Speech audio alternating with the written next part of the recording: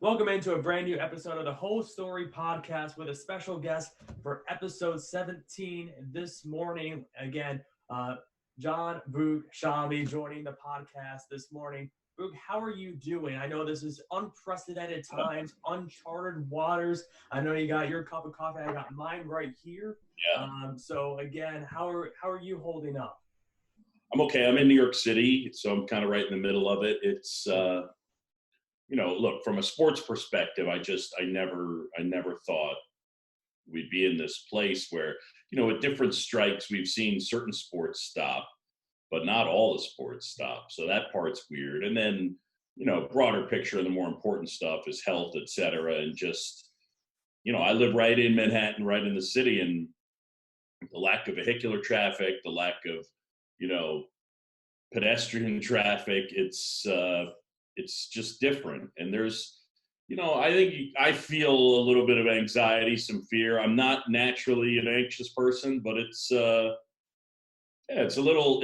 I think every day that I go out, I have a moment where I'm sitting there saying, "Did I touch that and sanitize my hand quickly enough? Did I touch my face?" That type of thing. So.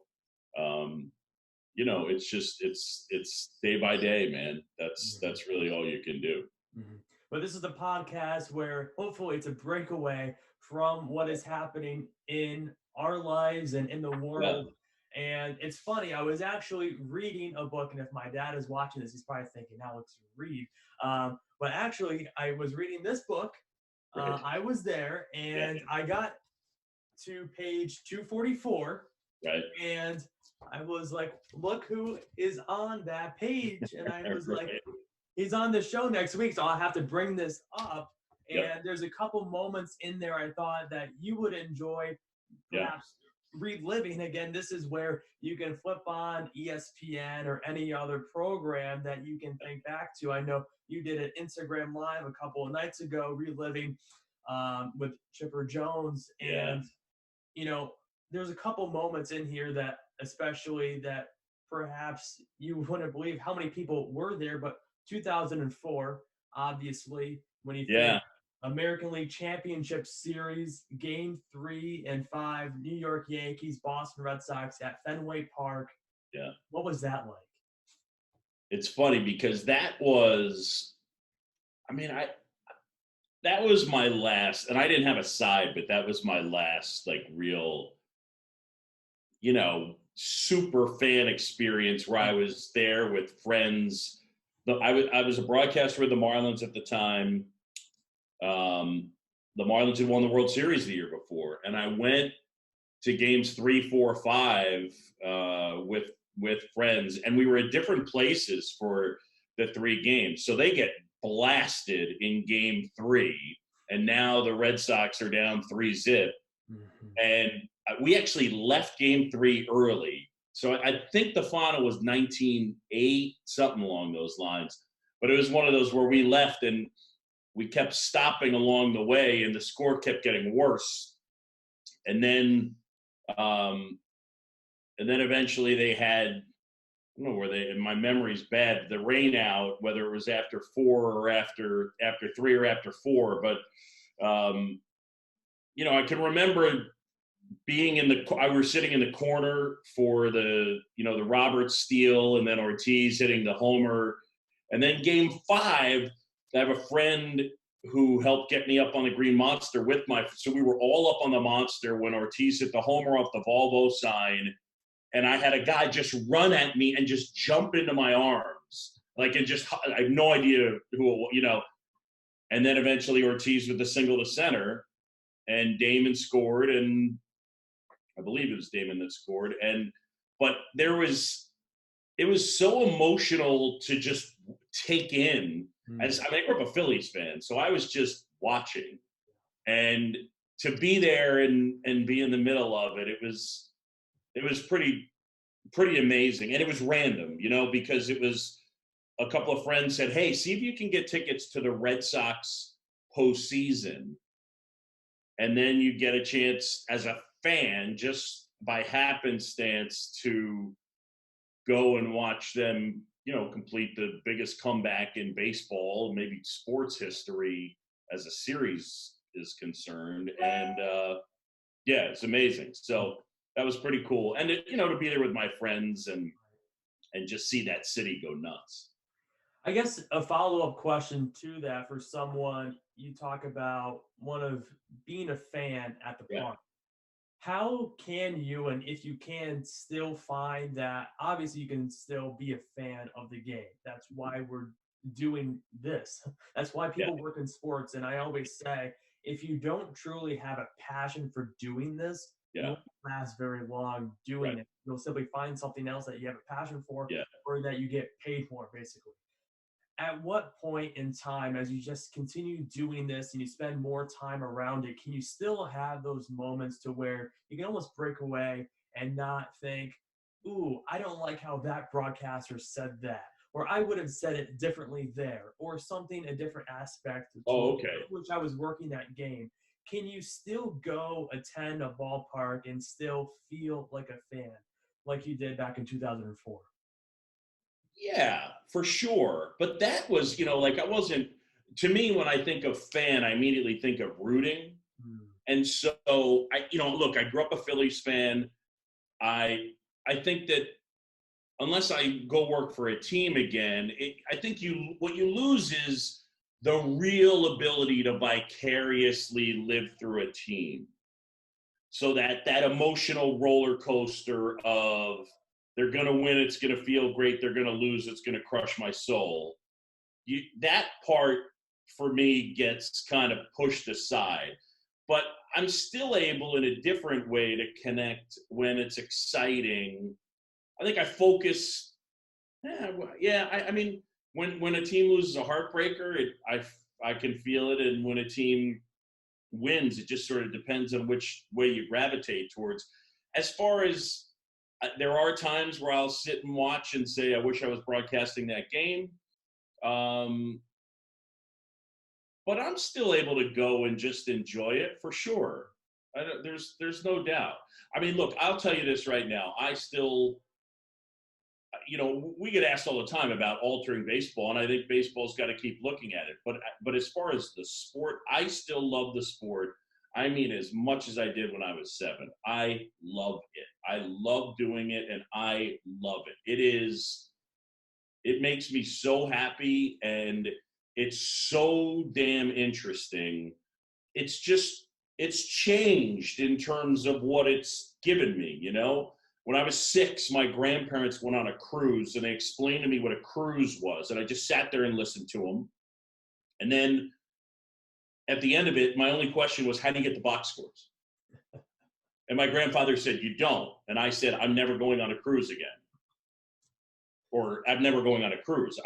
I've never been on a cruise. So that's not why. But yeah, man, it's I love it. I still love it. It's just a little different. You know what I mean? It's just a little different. Sure. You started off in talk show hosting. You grew up in New York City. I'm sure you loved Mike and the Mad Dog. Yeah. You started out in talk show hosting. And then, correct me if I'm wrong, it just wasn't and I host a talk show at college, and I had the same thing. I love doing it, but there's nothing like the satisfaction that I get when I'm play-by-play broadcasting for baseball. At what moment did you realize that was your same mindset broadcasting while doing talk show hosting and then switching to strictly broadcasting a baseball game? Look, I love sports, and I was kind of the baseball guy, in Miami. I got, my own show relatively. I don't know that I beat the path you're on, because you got it together at, you tell me 19. Good luck to the rest of us. I was doing talk, and I would go to Marlins games at night and broadcast into a tape recorder. I would just broadcast the games into a tape recorder. And eventually, I put together a tape, and I wanted some people to listen to it, to critique it, and then go to work on it a little bit more. And then I passed it out. Dave O'Brien, who's the Red Sox voice on television, and obviously a long time with ESPN. He did the Braves, he did the Marlins.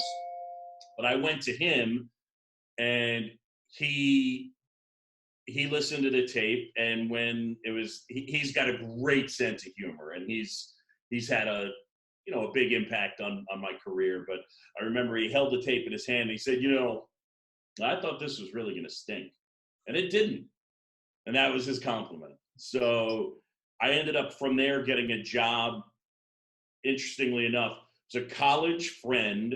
His name's Jim Frivola. It was a college friend of my good friend Dan Lebitard. So it was Dan Lebitard's buddy was doing minor league in Sioux City. That same group owned a team in Boise, Idaho, and I got that job. And then when I came back, the Marlins were changing up their broadcast format, and I was able to get involved that way. You, again, talked about the relationships in the business. How important are those relationships? Professionally or personally? Because I have a tendency to think of them as, the personal part of it. The hardest part for me about what's happening right now, look, the health, that's it. That's the number one thing, is I don't want people to get sick. What do I miss?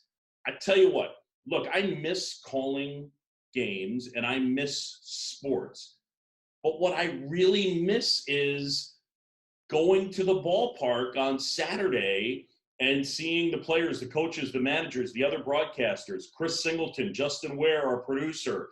I miss doing the games during the week and seeing, Rick Sutcliffe and David Ross and Jeff Dufine and Jimmy Platt, and seeing our camera guys, Andre and Amy and Bruce, and making them laugh and connecting with them, and going to do a Cubs game and seeing Len Casper, who's one of my best friends, and sitting in the lunchroom and laughing, right here. And so, yeah, those relationships are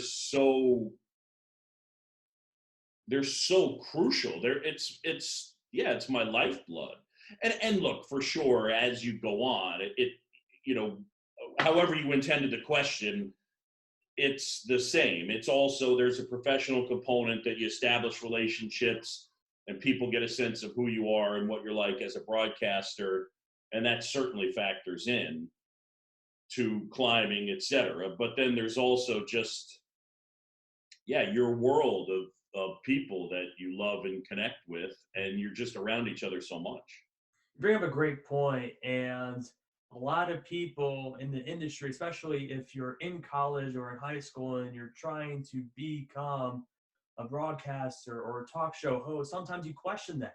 How do I establish relationships, but maintain them professionally, but also get to know them as people? Because I always say this, one of my favorite things about doing this podcast or calling the game or just basic interview, something like this, is if you're talking about a player, it's not a video game. Like, these people have lives outside of sports. It's not just, by the way, did you ever play Stratomatic baseball? Absolutely. This is how I started. My dad taught me. I was 13 or 14. And, I think I'm going to start bringing it back out because I love that game. Yeah. And I always say it's not, the players, sure, you have the stats on the back of the baseball cards or Stratomatic cards, but they're people and they have stories. So how can you establish both the professional side, maintaining those relationships, but also just simply breaking down that barrier and absolutely what their favorite food is, or how are the kids? How's the absolutely. That's right. I love that. Like, you've got me excited. I love that part of it, man. We did so a couple years back on the 4th of July. This is where I interrupt the story to say, on ESPN, we have to broadcast every team once on television. So my 4th of July game was White Sox at Reds.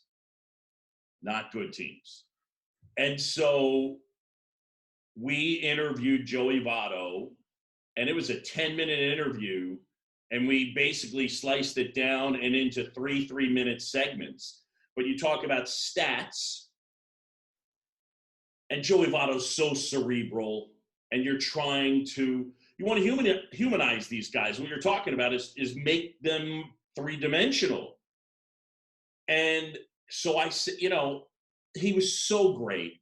And for example, he's known as someone that really knows the strike zone well. And I feel like I'm good at making guys comfortable.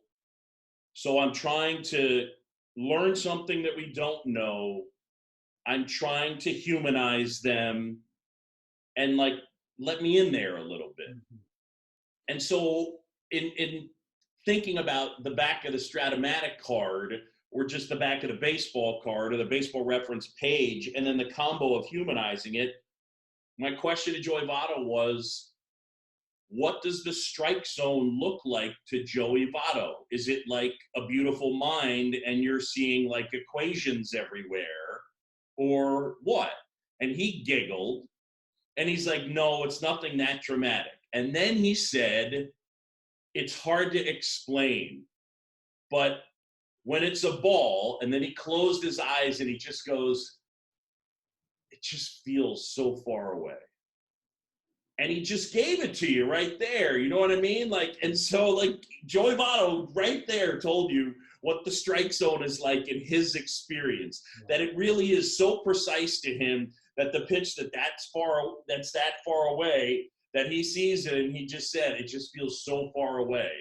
And I live for that type of connection with these guys, or Scooter Gennett telling the story of how he, in that same game, we talked to Scooter Gennett about how he got the nickname Scooter, and how it was about, I think he wouldn't wear his seatbelt in a car, and his mom said she was going to take him to the police, and when she actually did, because he wouldn't, the police officer was there, asked him his name, and he lied and said Scooter was one of the Muppets.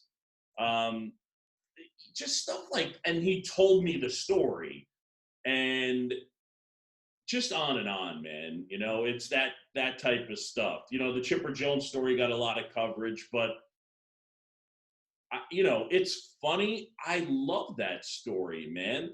That story is the essence. The essence of humanizing a player. And then Chipper, when we did it last year in April, he admitted that he's going to the plate thinking about the conversation that we were having, where I was, by the way, not giving him advice. It was just putting, it's like I just get the information and give it to him, and I put coins in the machine. And then we had that happen. There's a million of them. It's so much fun. I had one, I'm taking forever, but I had it, one of my favorite, David Ortiz, a guy that I've had, a bunch of great stories with. One is, I'm in Chicago, they're playing the Cubs. I think it was 14, I could be wrong. Get into the elevator at the hotel. David Ortiz is in the elevator. We start, what's up, David? How you doing? We start to talk. Then we move to the back of the elevator because the elevator doors open 2 floors later. 2 kids get in the neighborhood of your age. And one of them, we stop talking, and one of them just keeps looking at him and looking at him and looking at him. Finally, the one kid goes, are you who I think you are? And Poppy gets a big smile on his face and goes, I don't know. Who do you think I am? And the kid goes, Flo Rida? And with that, elevator doors open, he and I are roaring, and everybody gets out, and there's no correction. And the best part about it that adds on is I get to the clubhouse at Wrigley, and he practically tackles me to make me come tell 7 guys in the clubhouse that story. Because he thought it was so funny. And then the other one that's great was, and I got to retell this one, and it was related to me, and this is where you get stories. Our camera guy at the time, Duke, he was the guy that would follow the reliever in from the bullpen, the pitcher off the mound, the home run hitter, the guy that hits home run around third. And he's down on the field, so he talks to all the players. And they know him. And so this one game in Detroit, Ortiz, before the game, said to Duke, hey, man, when I hit the home run tonight late, I'll go slow around third for you, all right? So 8th inning, Jabba Chamberlain's in the game. They're down 1 or 2. He hits a 3-run jack. Comes around. At the end of the trot, he turns to Duke and he goes, "Was that slow enough for you?" And Duke told me the story after the game, and then I just happened to have them on a Wednesday, so we got to play the whole thing, and it was great. So I'm a gas bag, by the way. You just found that out.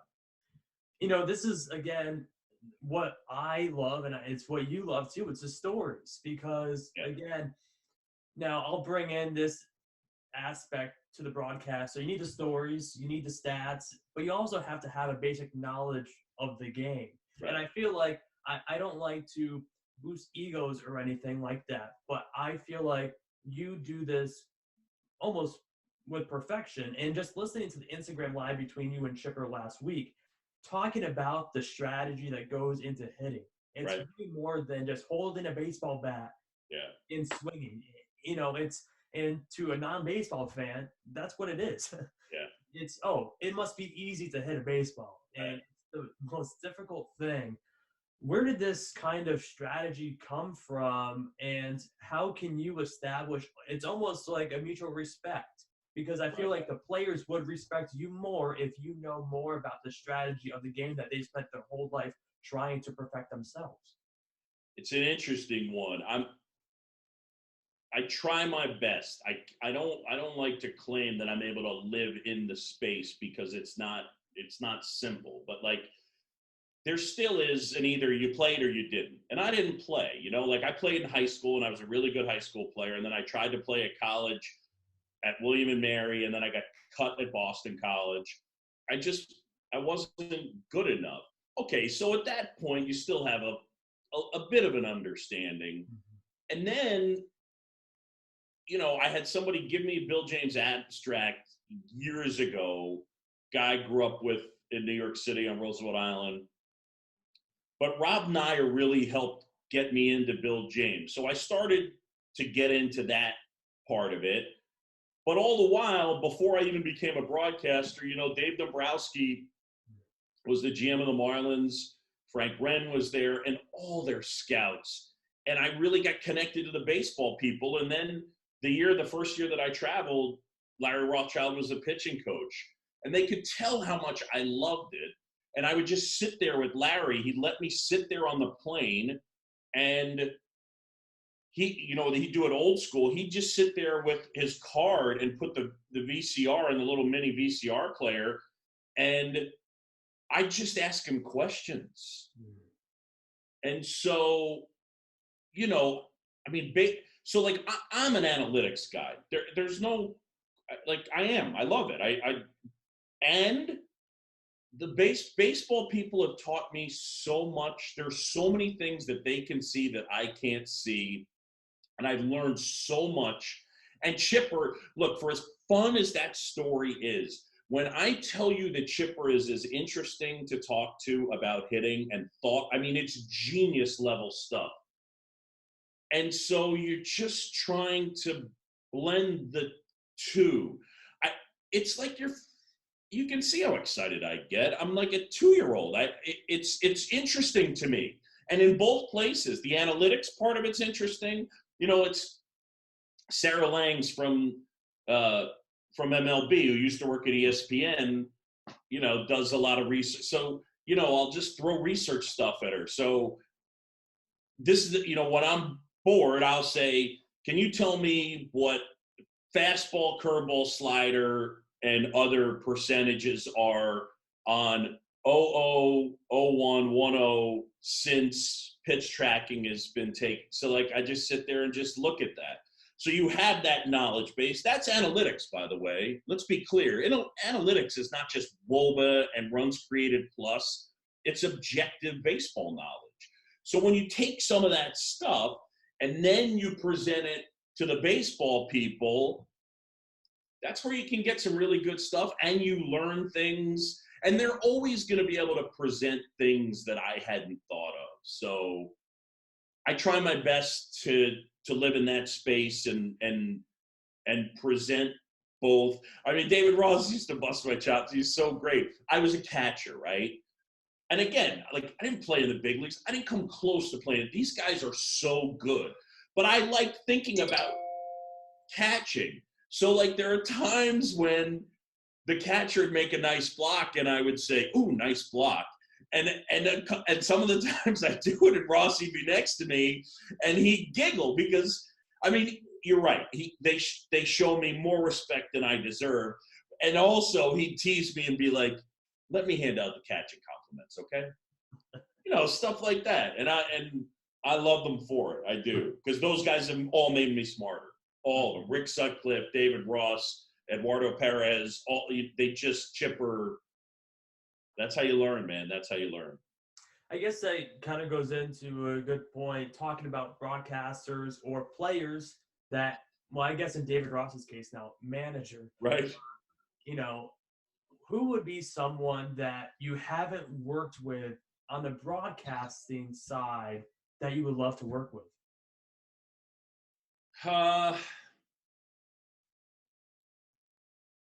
I'd love to do a radio game with Jason Benetti, just because we would have a blast, and I have so much respect for his talent.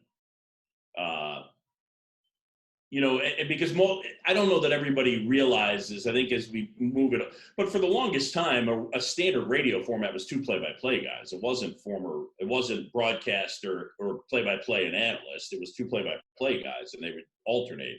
I think that would be fun. John Smoltz is a good friend, and he would be fun. Smoltz and Chipper together would be pretty incredible because I definitely would have the ability to push both of their buttons and get them going at each other, at me. There's tons of guys. I just did a thing yesterday with Mark Gubiza, who I love. There's a ton of them. You mentioned on the radio side, typically 2 broadcasters, but on ESPN, on TV, you have 3. Yeah. And sometimes it is a big challenge for 3-person broadcast booth. When you first did your first 3-person booth, was that a challenge for you? Particularly when you started in the minors, you were by yourself. Right. So here's what I would say. My opinion's changed on this. Baseball in 2020 is different than baseball in 2010. I've always, leaned towards 3 as a crowd. I honestly would say that the way the game is right now and has been for about the last 3 to 4 years, for as long as the game is, for as much time as there is between pitches, and for how infrequently the ball is in play, those 3 things, I think your best broadcast has to have 3 people. I'm not saying it's going to be, I'm just saying there's so much more space to fill now. Think about it. It's objectively so. The games are longer. There is less time where the ball is actually in play. So that means we have to sit here and and you don't think about it, but look, just my opinion. But I would say, yeah, in today's world of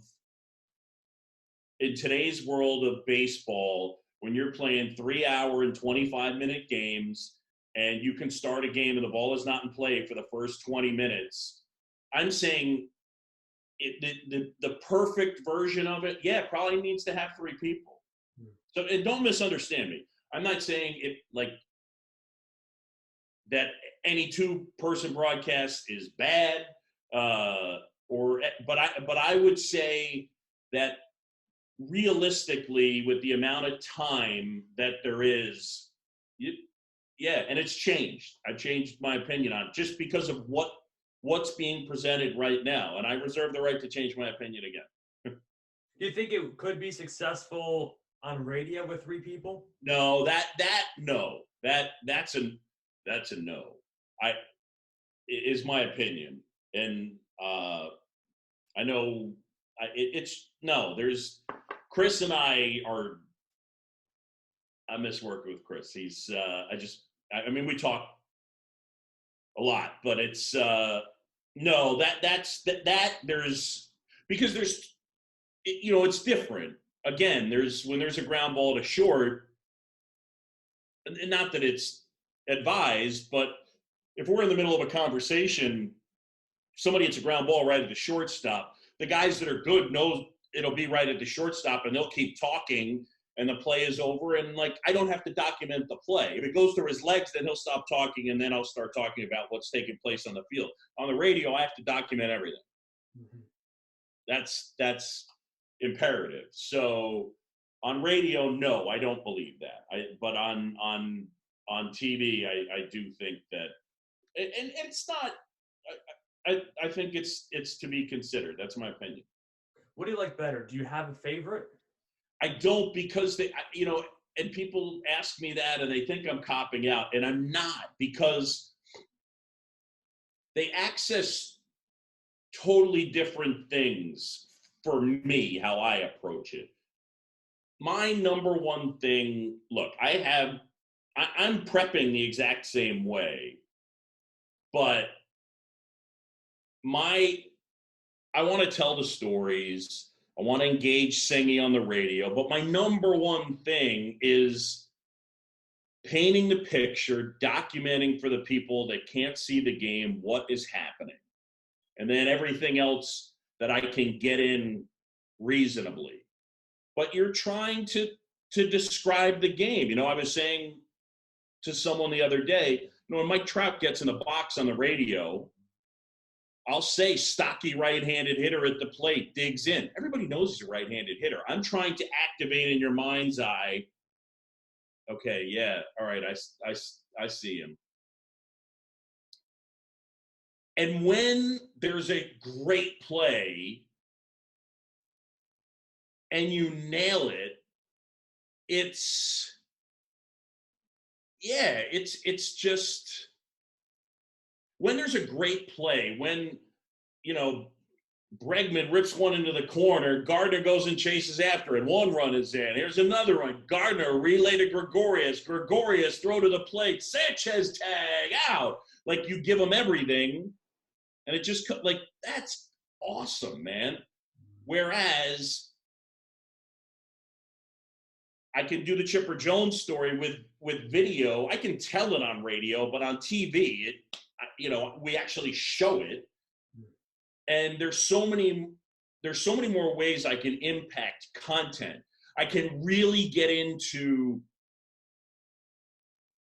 how many fewer first pitch fastballs there are in 2019 than there are in 2008, and how batting orders, the shape of the batting order has changed mainly by the number 2 spot in the order. So there's a content influence. And we play on the radio, no doubt, but it's accessing different things for me. I mean, my job is still to call big plays, no question, but I'm trying to generate content and engage the analysts so that they're having fun. They hear the smile on our faces. So I just love that I get to do both. I want to do both forever. Mm-hmm. What are you feeling before the start of the game? Are you still nervous? I wouldn't describe it as nervous. I think I'm just excited. You're just excited to start. And I think more or less excited based on some of the stuff we might execute, some of the players we might see, how important the game is, where it is. It's all the things that you could sort out on your own. But I think excited. I don't know whether there's a nervous energy probably, but I'm calm. Like I'm calm and present before the game. John Sterling always says, whenever the first pitch is thrown, it's like he's in another gear. He flips the switch on. And do you feel like it's the same thing for you? Because I hear it a lot of times when broadcasters, and I kind of feel it the same way, either if you're going on live on the radio or doing an interview, something like this, you kind of just go into what you always do. You kind of hit into Right. like driving a car, turning on the car and you're starting that journey through, if it's a broadcast, if it's an interview, if it's a talk show segment, Right. that form of comfortability that you've kind of established throughout your entire career. Yeah, but I think that the thing you're trying, it's an interesting. I think you also, in both mediums, TV or radio, for me, the one thing, and it's a blessing because you have so many reps, and John's got a zillion more than I do, but you have that autopilot component.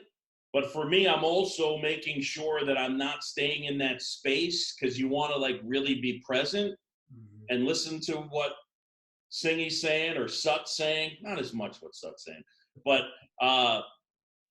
no, you want to listen to what Sut's saying and play and jab and you know what I mean, as opposed to just you're utilizing both. You have that autopilot. You can like so okay so so here the autopilot goes both ways. But the autopilot, here's an example of the autopilot. In I don't know whether you know this story or not.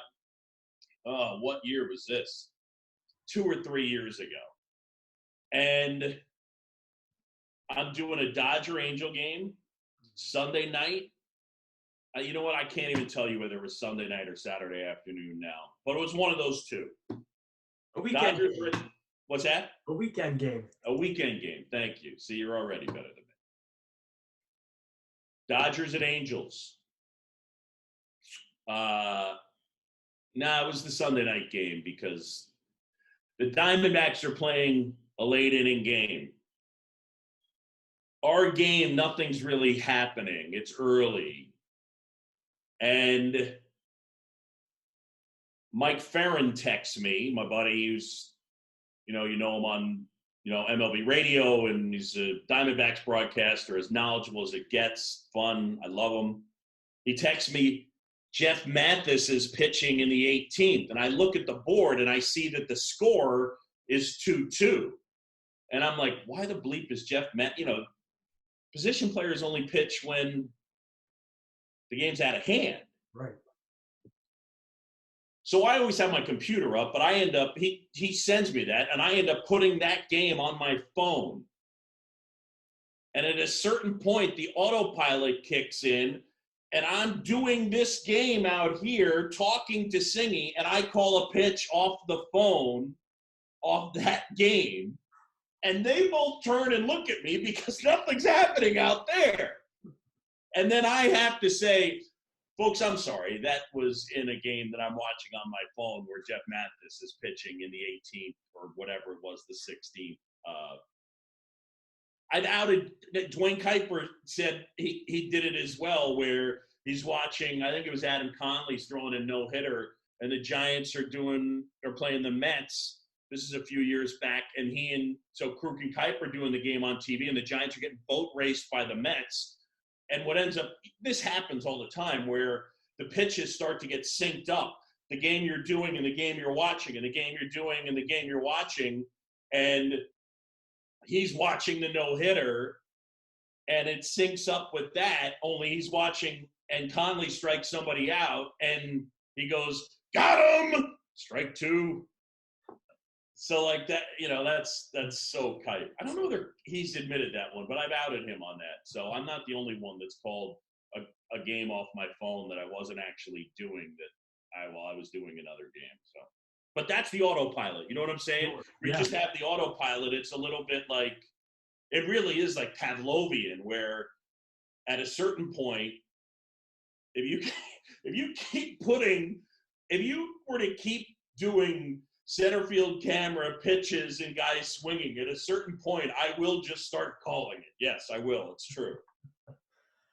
I guess going into this, we started talking about, again, when you were with the Florida Marlins, Yeah.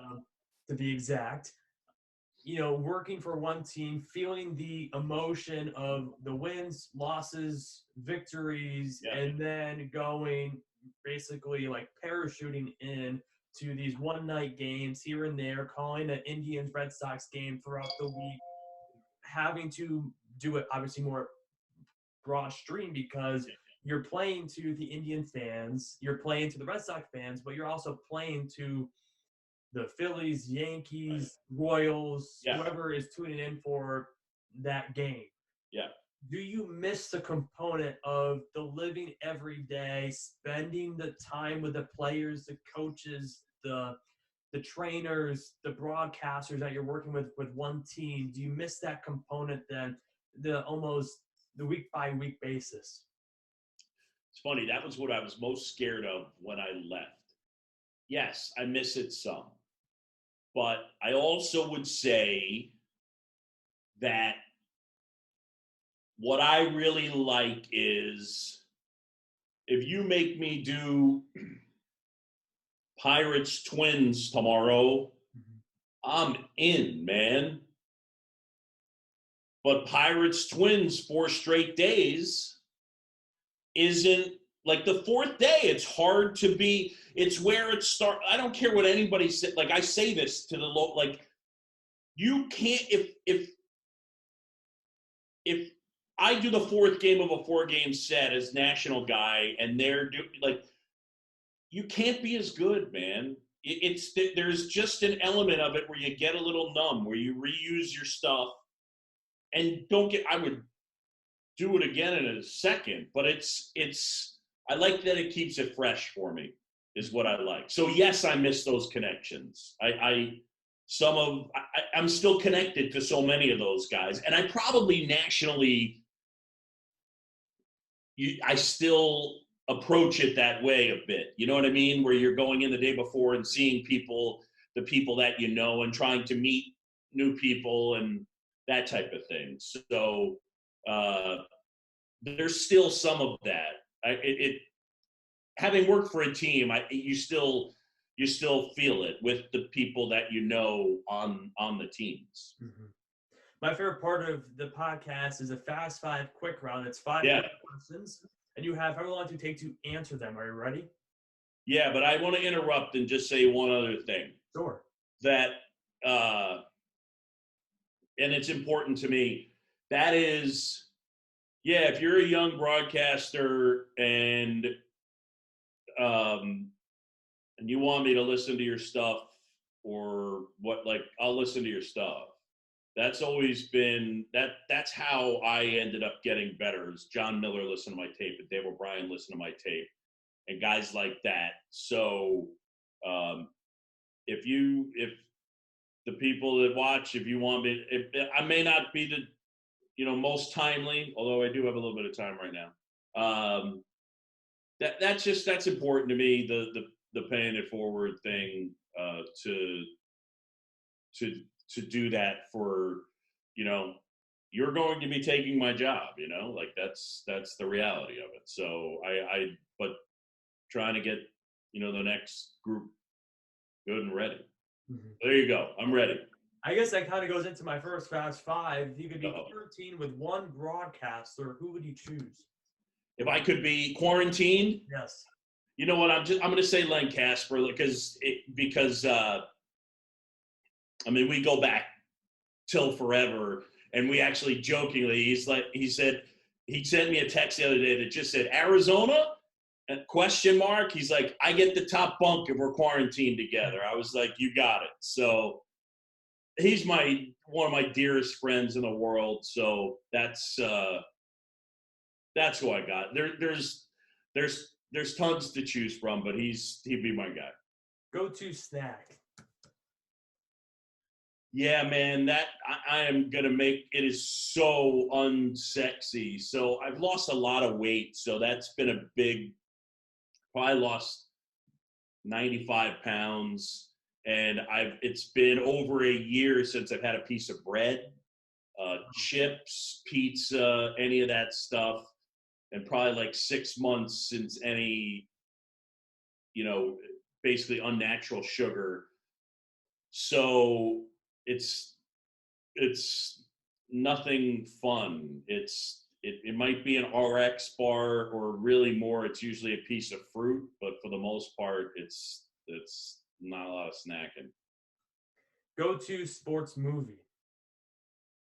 Ooh, I only get to pick one.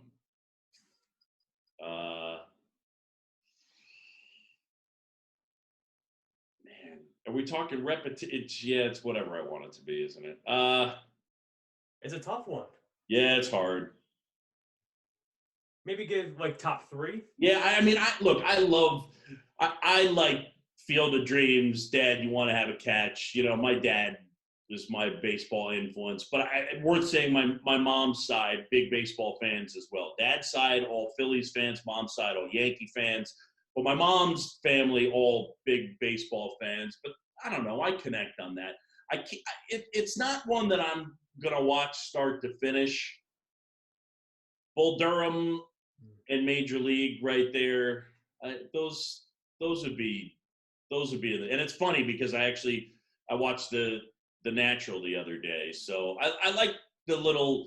I'll check out little bits and pieces of a lot of them. So, you know, we had Chris Schilling on this show a couple of weeks ago from the S Network, and he said he doesn't like watching the old games. He likes watching the sports movies, and he feels more connected to the games that way. Do you feel the same way? The only thing that happens I watched Duke, Kentucky a couple weeks ago. CBS put it on, and that's one of my favorite.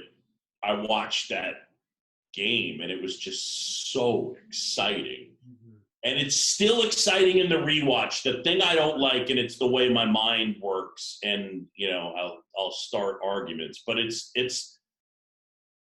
why I think LeBron's better than Jordan. Like, I watched that game and I was like, oh my God, is this slow? Mm-hmm. They're not very athletic. They're just like flipping the ball around the outside. And I'm not going to say bad, but it's just, so, and when I watch some of the old swings and that type of thing, it's not as good, but like I could watch the 80 World Series and watch the Phillies. So there's a part of my mind that like I could suck sort of some of the fun out of it, but because I have that clinical, I like to know stuff component maybe more than some, but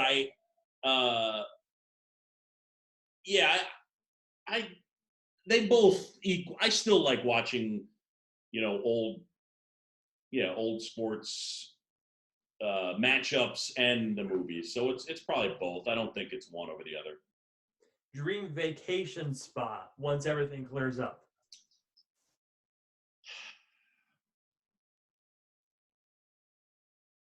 Well, emphasis on everything. I've never been to Italy. I need to go to Italy.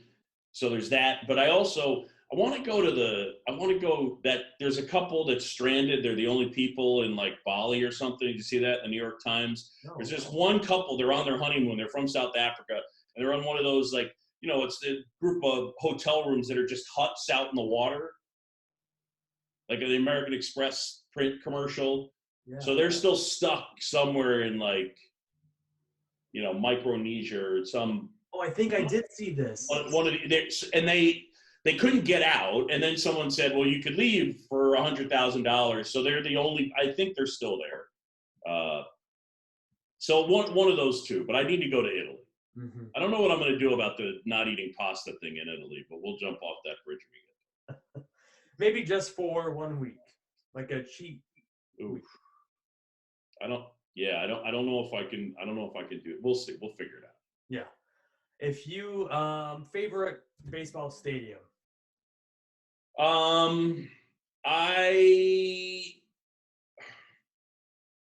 It's a tie. I worked for the Braves and the Marlins, so taking those teams out of it and their stadiums, I've probably done more games at Fenway than any other park, and I do appreciate that yard. And it would be a tie between there and Oracle in San Francisco. Mm-hmm. I mean, anybody that's had the privilege of being in one of the broadcast booths in San Francisco at the Giants Park. I don't know how you're not in a good mood every day. Just looking out over the bay, you have the ships. It's gorgeous, and it's on the small parcel of land, so everything's intimate. So it's a tie between the old and somewhat new, between Boston and San Francisco. What's the best broadcast booth and the worst broadcast booth to work in terms of like the niceness of it? Yep. Or sight lines or something like that. Yeah. So my sneak attack one is Arizona. Really good sight lines, low sight lines and tabletops. You need tabletops that have depth.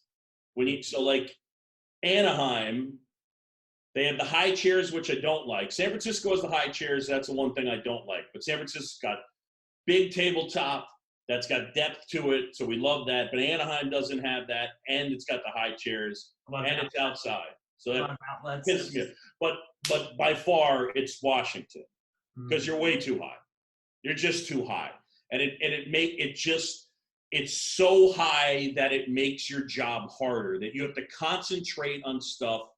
Again, for me, but then you have to concentrate on stuff that you normally don't have to concentrate on. You have to wait a little longer on a pop-up, on a fly ball, on a ground ball. They can chop one off the plate that if you're not paying attention, you think it's a line drive because it's so severe. Mm-hmm. My last question for you would be, again, you love baseball, but also love sports. Yeah. So what would be the most passion and most proudest moment of your career up to this moment in time?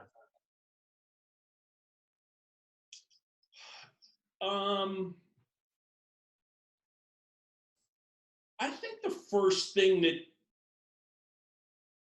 that comes to mind is that I think Dan Shulman calls the World Series on radio, but he had laryngitis a couple years ago, and I got to call the final game 5 of the 2018 World Series, and calling the final out on national radio of a World Series was pretty amazing. And to think about, it's why for me the All-Star Game's fun, man, because you notice intuitively from a play-by-play standpoint how clean the game is. Everybody comes in, throws strikes, every routine ground ball, you're out, and the talent level is just so much higher. And I can remember listening to the All-Star Game and listening to Scully and Harwell do it as a kid on the radio, and getting to do that was really cool. So I think I'd say that. Well, first off, thank you again for coming on this podcast today. This is probably one of my most fun interviews I've had on this. Don't tell anyone that's been on. But also, it's great to see you're making impacts, not just in sports. Can you talk a little about, even though that's my biggest pet peeve, what's that? Whenever someone asks a question, talk about. But again, you've really established outside sports in the ALS research, right? And you've done amazing things off the field and outside of the broadcasting booth. So, amazing. It's actually I grew up in New York City. Kid that I met when I was 7 years old. So in 1977, turning 50 on Saturday, baby. But my friend lost his battle to ALS, Tim Sheehy, in 2007. And